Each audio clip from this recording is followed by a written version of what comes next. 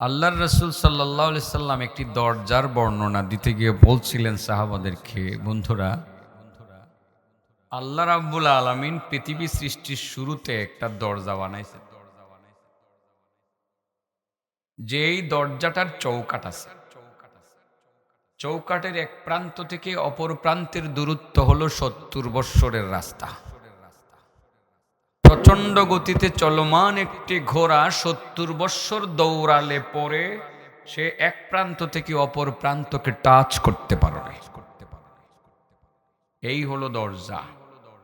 পৃথিবী সৃষ্টির শুরু লগ্ন থেকে দরজাটা খোলা, এখনো খোলা, কিয়ামত পর্যন্ত থাকবে খোলা। এবং সেই দরজা কার জন্য খোলা? সকলের জন্য খোলা, ছোট বড়, নারী পুরুষ, মুসলিম অমুসলিম, সকলের জন্যই দরজাটা খোলা। রাসূল বলেন, কেউ যদি এই দরজা দিয়ে একবার ঢুকে আর পিছনে ব্যাক না করে সোজা এই রাস্তা দিয়ে যে জান্নাতে যাবে, তাকে কেউ আটকাতে পারবে না।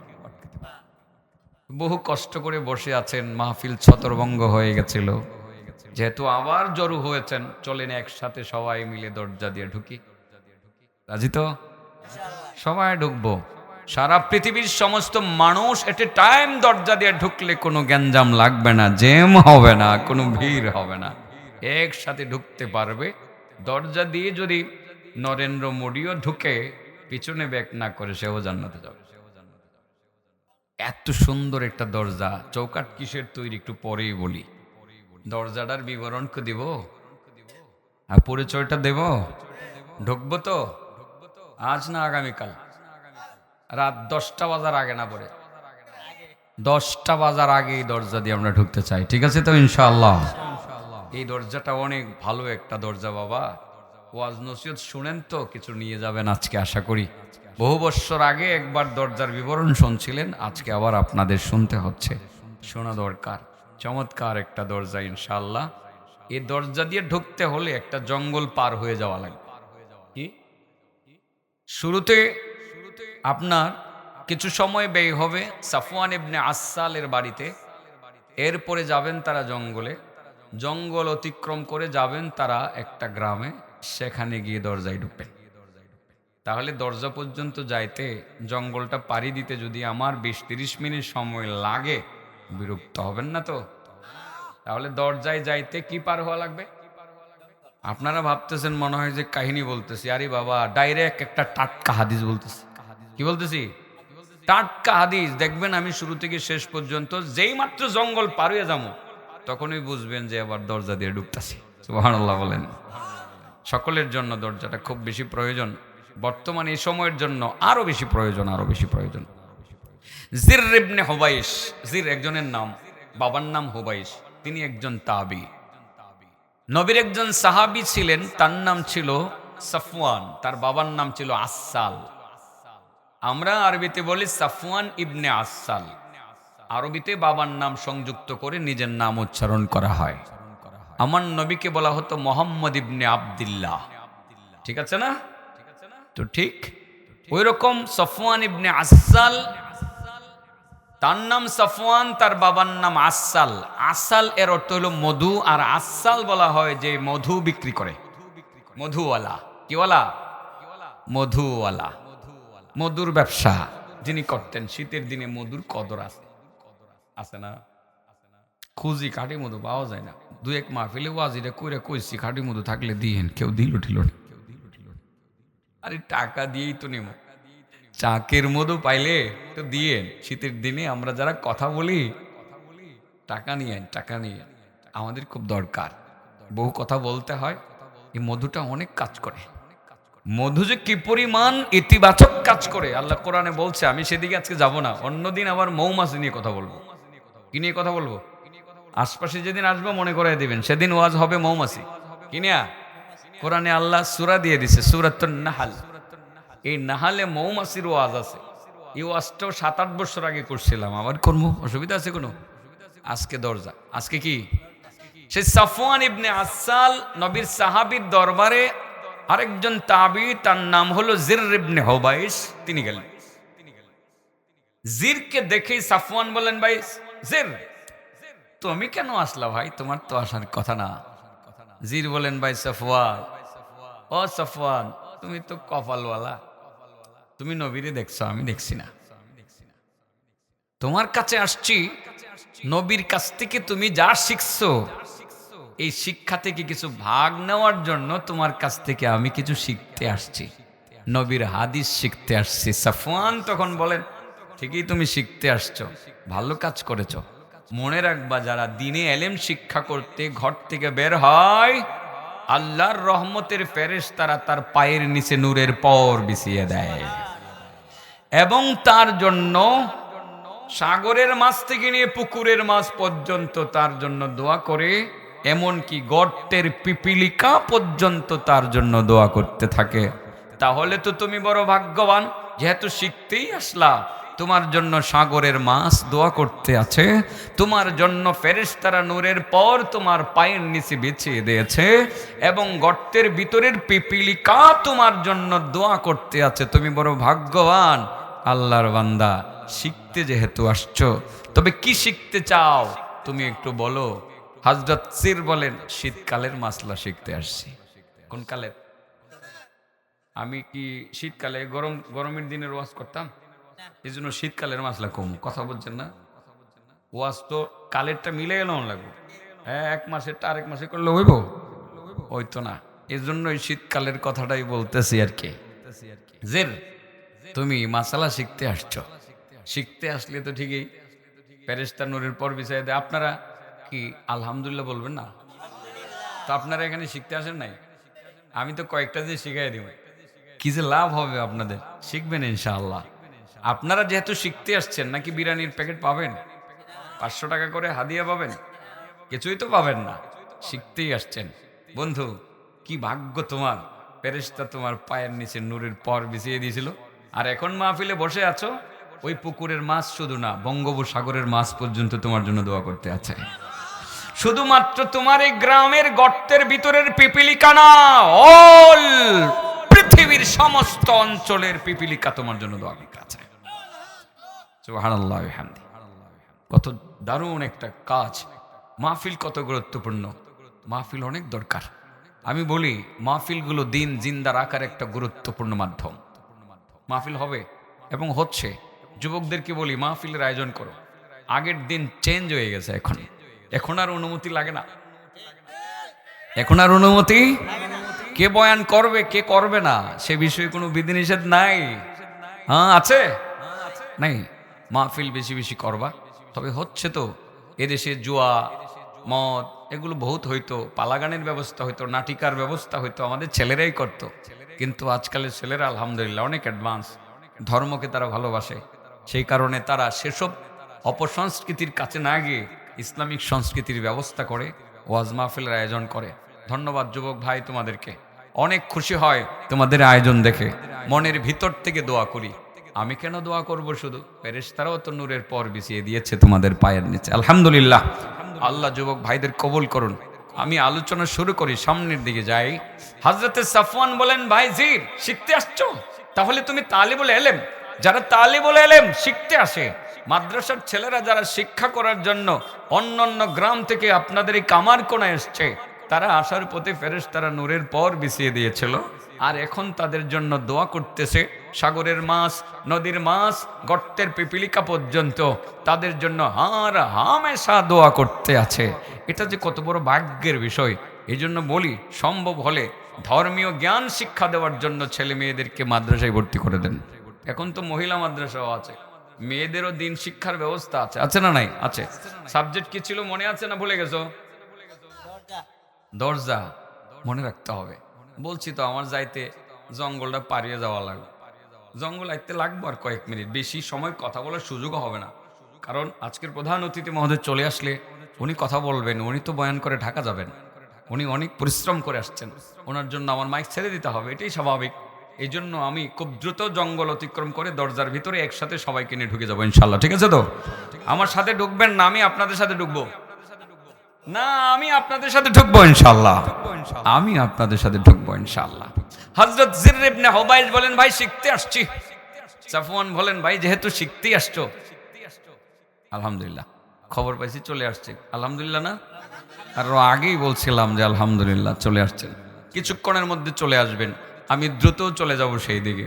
যে কথাটা বলছিলাম, হযরত জির ইবনে হুবাইশ বলেন, ভাই শিখতে আসছি যে শীতকালের মাসালা, শীত করে পায়ে বড় শীত লাগে, এখন মোজা পরে মোজার উপরে মাসে করার কোনো বিধান, ভাই তুমি নবীর কাছ থেকে নিজের কানে শুনেছো কিনা একটু আমাকে শোনায় দাও, আপনাদের সুবিধা হইব।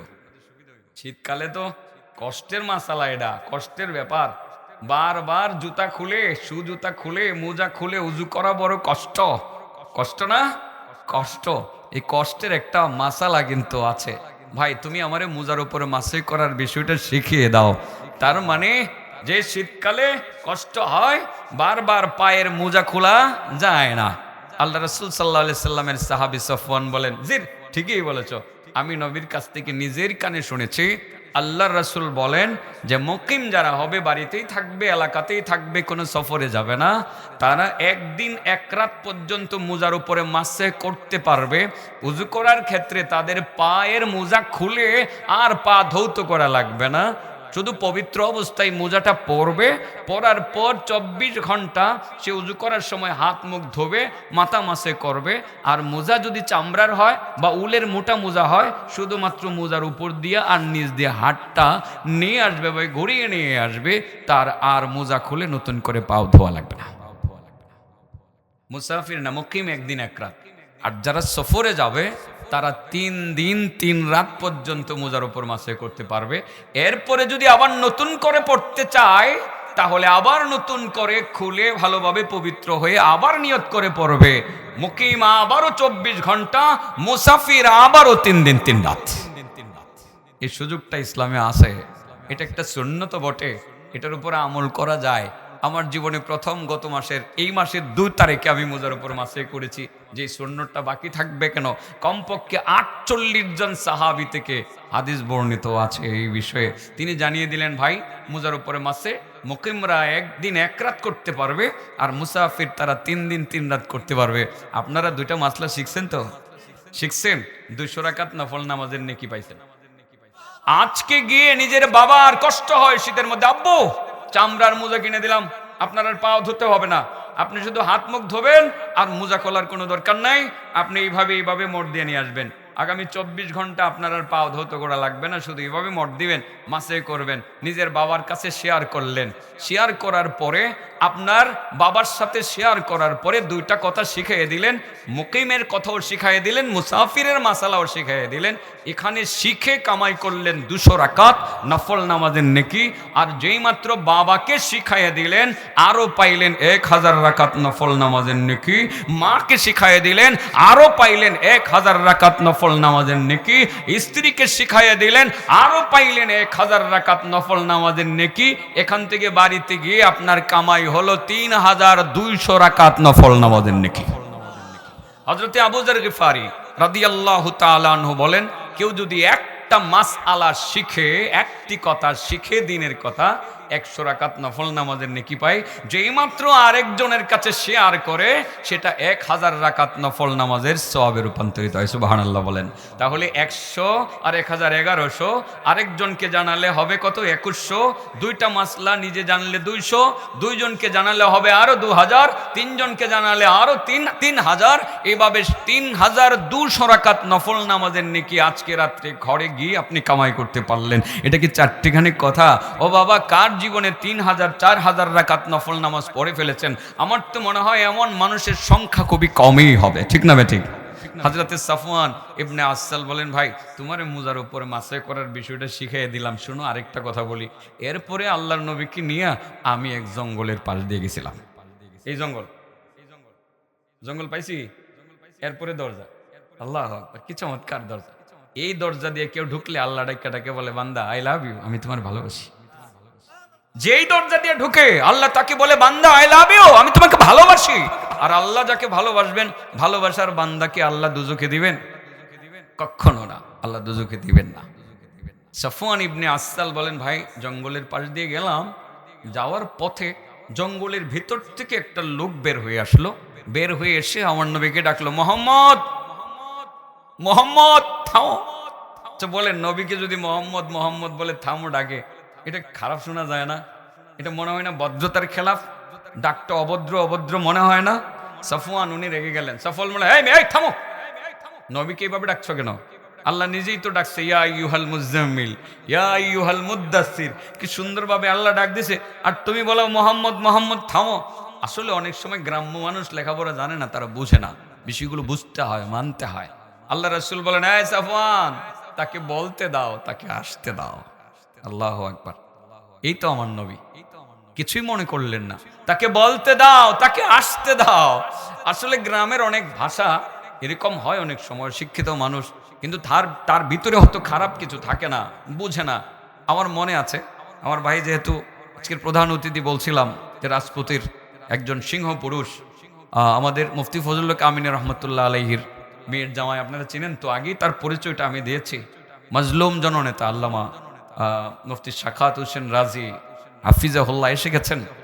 উনি আমিনী সাহেবের সফরে থাকতেন, আমরা এর আগে থাকতাম, আরো আগে সফরে যেতাম। একবার সিলেট গেলাম, একটা গল্প বলি, এরকম গ্রাম্য মানুষের গল্প আর কি। চুনারুঘাট মাদ্রাসার মাহফিল, আমার জীবনের প্রথম সিলেট মাহফিলে যাওয়া হুজুরের সাথে। আমরা কুয়াশার মধ্যে একটা রাস্তা দিয়ে ঢুকলাম, ঢোকার পরে মাটির রাস্তা দিয়ে ঢুকে গেলাম, মাটির বড় বড় চাক্কা, কিভাবে তখন গাড়ি গ্যাসে চলতো না, তেলে চলতো, কিভাবে যেন ধাক্কা লেগে তেলের লাইন আলাদা হয়ে গেল, আমরা বুঝতে পারিনি। রাত্র তো, গাড়ি আর চলে না। আমিনী সাহেব বললেন তাহলে কি করতে হবে, মাহফিলে তো যাওয়া লাগবে। এরপরে আসার পথে মাহফিলে গেলাম, আসার পথে চিন্তা করলাম যে একটা হসপিটালে আমরা কিছু সময় ব্যয় করি।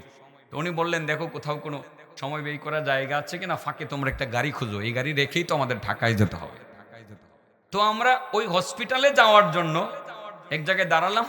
রিক্সাওয়ালা জানতেছে যে এখানে মুফতি ফজলুল হক আমিনী সাহেব আসছে, সারা বাংলাদেশের কত বড় নামি দামি আলেম, সারা পৃথিবীতে যিনি পরিচিত ছিলেন, এবং বাংলার সিংহ পুরুষ হিসাবে যার পরিচয় আমরা সবাই জানি, জানি না?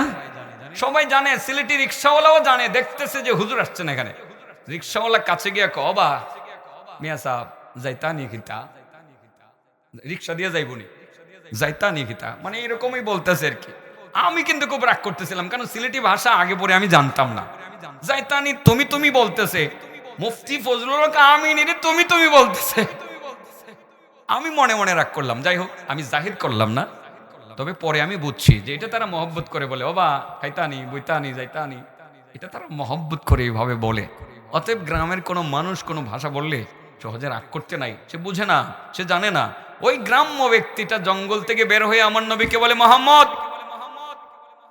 সফওয়ান ইবনে আসাল রাগ করলেন, রাসূল বলেন হ্যাঁ তারে আসতে দাও, রাগ করো না, বলতে দাও। তখন গ্রাম্য লোকটা আমার নবীর কাছে এসে জঙ্গলের ভিতর থেকে বের হয়ে একটি কথা বলল, মোহাম্মদ একটা কথা জিজ্ঞাসা করি। কি কথা?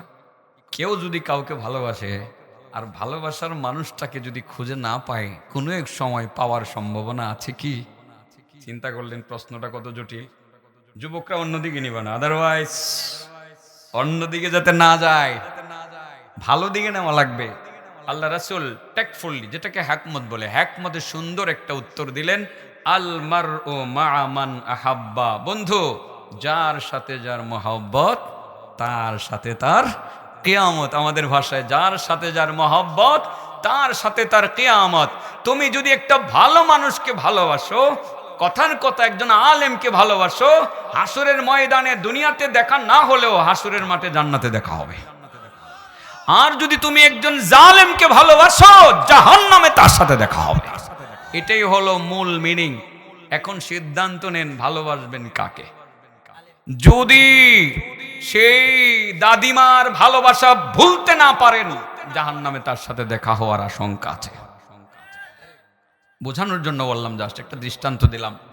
দাদিমা তো চক্রান্ত কম করতেছে না, ইসকনকে খেপাইয়া দিছে, এবং বিজেপির নেতারা বলে বর্ডার খুলে দেওয়ার জন্য বাংলাদেশে ঢুকবে। কত বড় দুঃসাহস! তারা জানে না যে বাংলাদেশের মানুষ যে সব কিছু ভয় পায় না। আর আমি তো ব্রাহ্মণবাড়িয়ার সন্তান, আখাউড়া সীমান্ত খুলে দিলে 1 ইঞ্চি বাংলাদেশের মাটিতে ঢুকবে আর ফিরে যেতে দেওয়া হবে না ইনশাআল্লাহ। সাহস কত বড়! বর্ডার খুলে দিবে, বাকি সব কিছু তারা দেখে নেবে। বাংলাদেশের মানুষ বুঝি আমরা মানে নদীপথে ভেসে এসেছি না? দেশটা ছোট হতে পারে, এদেশের মানুষের ঈমান অনেক বড়। একজন মুসলমানের সাহস লক্ষ লক্ষ কাফেরের চেয়ে বেশি, ঈমানী শক্তির পাওয়ার অনেক বেশি, অনেক বেশি। দাদিমারে ভালোবাসেন না, এটা বাদ দিয়েছেন, থাক, এটা ইন্ডিয়া বইয়ে থাক, বাংলাদেশে না আয়ু। ভালোবাসবেন আলেমকে, কাকে? যার সাথে যার মহব্বত তার সাথে তার কিয়ামত। একজন আলেমকে ভালোবাসবেন, আলেমের সাথে হবে আপনার হাসরের ময়দানে হাসর নাসর, জান্নাতে দেখা হবে। যাকে ভালোবাসবেন বন্ধু, যদি চোরকে ভালোবাসো, চোরের সাথে দেখা হবে কোন জায়গায়? গাঞ্জাখুরকে ভালোবাসো, গাঞ্জাখুরের সাথে দেখা হবে। একজন দিনদার পরহেজগার আল্লাহওয়ালাকে ভালোবাসো, তার সাথে দেখা হবে কোন জায়গায়? জান্নাতে। আলমারউ মা মান আহাব্বা, যার সাথে যার মহব্বত তার সাথে তার কিয়ামত। মুখস্থ হয়ে গেছে কথাটা, তাই না?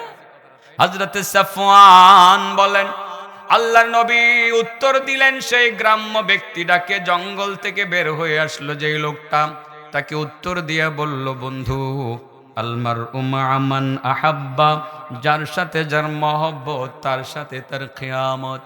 কাকে মহব্বত করতে হবে, ভালোবাসতে হবে? আল্লাহর নবী নিজেই ডিরেকশন দিয়েছেন, কোন আলিমান, পারলে তুমি আলেম হও, আও মুত্তাবিআন, নচেদ আলেমের ছাত্র হও, আও মুতাআল্লিমান, ছাত্র হও, আও মুত্তাবিআন, নচেদ তুমি তার অনুসরণ করো, আও মুহিব্বান, যদি অনুসরণ না করতে পারো অন্তত পক্ষে আলেমদেরকে ভালোবাসো। একজন আলেমের প্রতি ভালোবাসা আপনার বিপদের মুহূর্তে বড় কাজে লাগতে পারে, এক্সেপশনালি কিছু ঘটে যেতে পারে। বোঝানোর জন্য কি আরেকটা হাদিস শোনাবো? তাহলে জঙ্গল তো পার হয়ে গেলাম, প্রায় দরজাটা সামনে, ঢুকতে হবে কি হবে না? হবে। আমি শেষ করব। আপনারা বুঝতেই পারছেন, প্রধান অতিথিকে বসায় রাখার দরকার নেই তো, তিনি কথা বলবেন, মন খুলে আপনাদের সামনে কথা বলবেন। আমার সুযোগ তো ছিলই, আমার নির্ধারিত সময়ের আগেই আমার কাছে মাইক দেওয়া হয়েছে। আমি আজকে বড় ভাগ্যবান।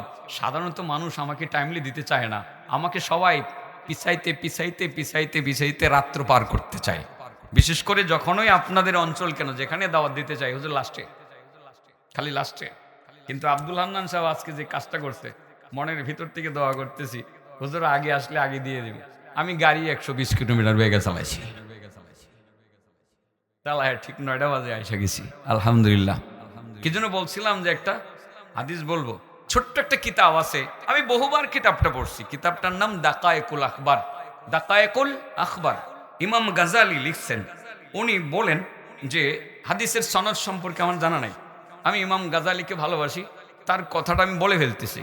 সব জায়গায় সনদ যাচাই করি না, তবে এই হাদিসের মূল মিনিংটা সহি হাদিসের সাথে মিলে, সেই কারণে এটা আমার মুখ দিয়ে বলা। সনদ সম্পর্কে উনি কোনো তথ্য দেন নাই, আর আমি যাচাইও করি নাই। সেটা বলছি যে কোনো এক আল্লাহর বান্দার ব্যাপারে হাসরের ময়দানে জাহান্নামের ফয়সালা হয়ে যাবে। আল্লাহ যদি কারো ব্যাপারে জাহান্নামের ফয়সালা করে, জাহান্নামে যাও, কি যাইতো না, কেউ তাকে বাঁচাতে পারবে? জাহান্নামের দিকে যাবে যাবে যাবে, আবার আল্লাহ কি মনে করে ডাক দিবে, এই বান্দা আসো। যদি এমন বলে জাহান্নামের দিকে যায়, আবার আল্লাহ আবার ডাক দে, বান্দা কি মনে করবে না, আল্লাহ মনে হয় আমারে একটা কিছু করবে, ঠিক আছে না? খুশি। কাছে আসার পরে আল্লাহ রাব্বুল আলামিন বলবেন, এ বান্দা, দুনিয়াতে কোনো আলেমদের মজলিসে উঠা বসা করছিলা? একটা কথা আমাদের মধ্যে প্রচলিত আছে, আমরা বলি রহমতে হক বাহানা আমি জয়াত। আল্লাহর রহমত কোনো সময় খালি বাহানা খুঁজবে, দেখি না মাফ করে দিতে পারি কিনা, ঠিক আছে না? মাফ করে দিতে পারি কিনা দেখি না। রহমতে হক বাহানা আমি জয়াত, তো রহমতে হক বাহানা আমি জয়াত কথাটা বহুল প্রচলিত। তো আল্লাহর রহমত তার প্রতি কিভাবে করা যায় আল্লাহ বিবেচনা করবেন। তুমি কি কোনো আলেমের মজলিসে বসছিলা? না মাবুদ, বসি নেই। আপনারা আলহামদুলিল্লাহ বলেন, বসছেন কিনা? আপনারা যদি জিজ্ঞাসা করে কোনো আলেমের মজলিসে বসছিল, আপনারা বলবেন, আল্লাহ 2024 সাল ডিসেম্বরের 10 তারিখ রাত 10টা বাজে আমি কোন জায়গায় আছি, তুমি আমার জিজ্ঞাও করে তোমার সিসি ক্যামেরার ফুটেজ দেখো। সুবহানাল্লাহ বলেন, আলহামদুলিল্লাহ বলেন। দেখা যাবে না? সবাই আলেমের মজলিসে বসা আছেন, আলহামদুলিল্লাহ।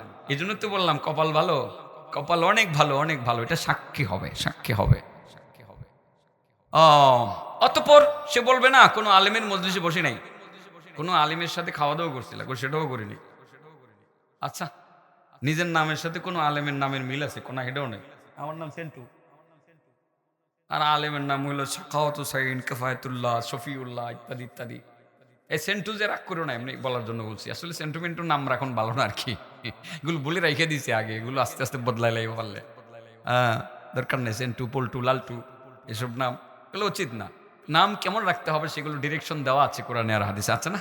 আচ্ছা, তো যাই হোক, আচ্ছা কোনো ছেলে মেয়েরে আলেম বানাইছিল? কোনো সেটাও করছি না, আলেম আলেমা বানাইছি না। ছেলে মেয়ের নাম কোনো আলেমের আলেম আলেমান নামের সাথে মিল আছে? কোনো হেটাও নেই। আচ্ছা, দুনিয়াতে কোনো আলেমের সাথে তোমার মহব্বত ছিল, ভালোবাসতা? কোনা আলেমের সাথে দুশ্মনী করতে করতেই তো জান শেষ। আছে না মুরগি চোরারা, কই জানি আছে এখন। হ্যাঁ ধরছে নি, কট খাইছে মুরগি চোরা। শাহরিয়ার কবির ধরছে না? হ্যাঁ হ্যাঁ ধরার কথা তো। হায় রে, কি পরিমাণ ইসলাম বিদ্বেষী, কি পরিমাণ ইসলাম বিদ্বেষী তারা।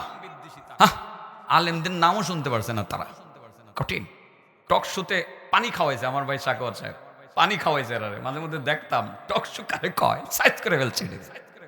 এ দুশ্মনগুলো আলেমদের নামও শুনতে পারতো না। তো এরকমই হয়তো বা কোনো কোনো ক্ষেত্রে আল্লাহ তো প্রমাণ করে দেখাবেন যে আমি যে রহমান, আমি যে রাহিম, আমি স্পেশালি কাউকে মাফ করে দিলেও মানুষ কে কি বলবে, এটা হলো আল্লাহর ক্ষমতার বহিঃপ্রকাশ ঘটানো। তো যাই হোক, সে লোকটা বলবে যে না মাবুদ, আমি আলেমের কোন ভালোবাসি না, আলেমকে কোনো ভালোবাসি নাই। মিথ্যা কথা তো বলার কোনো সুযোগ নাই, আছে নাই। এক পর্যায়ে আল্লাহ বলবেন, বান্দা আচ্ছা দুনিয়াতে তোমার এমন কোন বন্ধু ছিল কিনা যেই বন্ধু একজন আলেমকে ভালোবাসতো? মাবুদ, ইয়েস, ওকে, এটা ঠিক আছে। কি? আমার এক বন্ধু ছিল পল্টু, সেই পল্টু সে কামারকোনা মাদ্রাসার মোহতামিম মাওলানা আব্দুল হান্নানকে ভালোবাসতো। আল্লাহ বলে দিবেন, হাবিবুল হাবিবে হাবিবুল্লাহু। ও আমার বান্দা, দুনিয়াতে তোমার কোনো বন্ধু আলেম নাই, তবে তোমার বন্ধুর বন্ধু একজন আলেম আছে। তোমার বন্ধুর বন্ধু আলেম থাকার খাতিরে আমি ধরে নিলাম সেই বন্ধুটা তোমার বন্ধু। তোমার বন্ধুর বন্ধু আলেম হওয়ার কারণে সেই খাতিরে আজকের এই কঠিন ময়দানে তোমার জাহান্নামের ফয়সালা আমি উড্ড করে এই মুহূর্তে আমি তোমার জন্য জান্নাতের ফয়সালা করে দিলাম। এক্সেপশনালি কিছু কিছু ঘটতে পারে, আলেমদের ভালোবাসা আপনার বড় সম্পদে রূপান্তরিত হতে পারে। সেই জন্য বলছিলাম, যার সাথে যার মহব্বত তার সাথে তার কিয়ামত বলে আল্লাহর রাসূল এটাই বুঝাইছেন যে আলেমদের সাথে ভালোবাসা রাখো, আলেমের সাথে হাসর নাসর হবে। আর যদি জালেমদেরকে ভালোবাসো, জালেমের সাথে হাসর নাসর হবে। তো ভালোবাসা হবে আলেমদের সাথে, যেখানে আলেম পয়দা হয় সেই প্রতিষ্ঠানের সাথে, মসজিদ মাদ্রাসার সাথে, ইমাম মুয়াজ্জিনের সাথে ভালোবাসার সৃষ্টি হবে। তো যাই হোক, হযরতে সাফওয়ান বলেন, এরপরে শুনো জি, হঠাৎ করে আল্লাহর রাসূল এই কথা বলার পরে হঠাৎ করে আরেকটা কথা বলে ফেললেন, একটা দরজার কথা বলে ফেললেন। কিসের কথা? সাবজেক্টে আসছি এতক্ষণে না, যে আল্লাহ রাব্বুল আলামিন একটা দরজা বানাইছে। কি বানাইছে? দরজা বানাইছে। কেমন দরজা? দরজাটার এক চৌকাট থেকে আরেক চৌকাটের দূরত্ব হলো 70 বছরের রাস্তা। খোলা ফর অল, সমস্ত মানুষের জন্য খোলা, মুসলিমের জন্য খোলা, অমুসলিমের জন্য খোলা। যে কেউ এই দরজা দিয়ে একবার ঢুকবে আর পিছনে বেক করবে না, সেই দরজা দিয়ে জান্নাতে যাবে, কেউ তাকে আটকাতে পারবে না। সাহাবায়ে কেরাম জিজ্ঞাসা করেন, ইয়া রাসূলুল্লাহ, এই দরজাটা কিসের দরজা? এই দরজার নাম কি? রাসূল বলেন, হাদা বাবুত তাওবা। ও আমার সাহাবারা, এই দরজার নাম হলো তাওবার দরজা। সব দরজা বন্ধ হলেও কিয়ামত পর্যন্ত তওবার দরজা বন্ধ হবে না। তুমি যত বড় পাপী হও না কেন, যত বড় গুনাহগার হও না কেন, যদি এই তওবার দরজা দিয়ে একবার ঢুকতে পারো আর পিছনে ব্যাক না করো, এই দরজা দিয়ে ঢুকে তুমি সোজা জান্নাতে যাবা, কেউ তোমাকে আটকাতে পারবে না। বলেন দরজাটার নাম কি? তওবার দরজা। বলেন দরজাটার নাম কি? তওবার দরজা। খোলা আছে না বন্ধ? অনেকে মনে করবে যে এত গুনাহ করছি, তওবা করলে কি লাভ হবে? আল্লাহ বলে দিবেন, বান্দা গুনাহ কতটুক করছো, আমার আসমানের চেয়ে বড় গুনাহ তো করো নাই, বুঝলাম আসমানের চেয়ে বড় গুনাহ করছো, আমার আরশের চেয়ে বড় গুনাহ তুমি করতে পারো নাই তো। বুঝলাম আরশের চেয়ে বড় গুনাহ করছো, আমি আল্লাহর থেকে বড় গুনাহ করতে পারো নাই তো তুমি। যেহেতু তোমার গুনাহ আমার থেকে ছোট, সেই গুনাহ ক্ষমা করার ক্ষমতা আমার আছে বান্দা। তুমি মাত্র তওবা করবা আর এই দরজা দিয়ে ঢুকবা, আমি তোমারে মাফ করে দেব এবং পরক্ষণে তোমাকে ঘোষণা করব, আই লাভ ইউ মাই বান্দা, ও বান্দা আমি তোমারে ভালোবাসি। ইন্নাল্লাহা ইউহিব্বুত তাওয়াবিন ওয়া ইউহিব্বুল মুতাতাহহিরিন। আল্লাহ তওবাকারীদেরকে ভালোবাসার ঘোষণা করেন এবং যারা পবিত্রতা অর্জন করে থাকেন তাদেরকেও আল্লাহ রাব্বুল আলামিন ভালোবাসেন। চলুন না আজকে সবাই মিলে জীবনের ভুলভ্রান্তিগুলো স্মরণ করে, স্বীকার করে, অনুতপ্ত হয়ে, লজ্জিত হয়ে তওবার দরজা দিয়ে আজকে ঢুকি, আর পিছনে ব্যাক করব না, তার মানে আর গুনাহ করব না। যে কেউ হক, যে কেউ হক, যে কেউ হক, আমি দোয়া করি আল্লাহ আমাদের দেশে যারা জালেম ছিল তাদেরকেও আল্লাহ তওবা নসিব করুক। এদেরকে মাফ করে দিলে আমার কি ক্ষতি? যদি তারা তওবা করে আল্লাহর কাছ থেকে ক্ষমা নিতে পারে।